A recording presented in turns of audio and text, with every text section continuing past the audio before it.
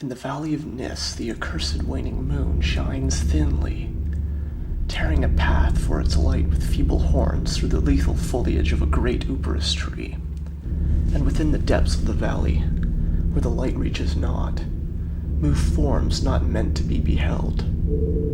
Rank is the herbage on each slope, where evil vines and creeping plants crawl amidst the stones of ruined palaces, twining tightly about broken columns and strange monoliths, and heaving up the marble pavements laid by forgotten hands. And in trees that grow gigantic in crumbling courtyards leap little apes, while in and out of deep treasure vaults writhe poisoned serpents and scaly things without a name. Vast are the stones which sleep beneath coverlets of dark moss, and mighty were the walls from which they fell.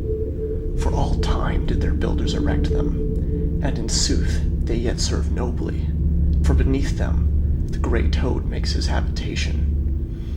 At the very bottom of the valley lies the river Than, whose waters are slimy and filled with weeds.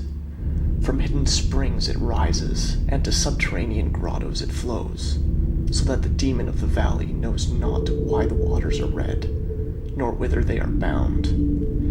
The genie that haunts the moonbeams spake to the demon of the valley, saying, "I am old and forget much.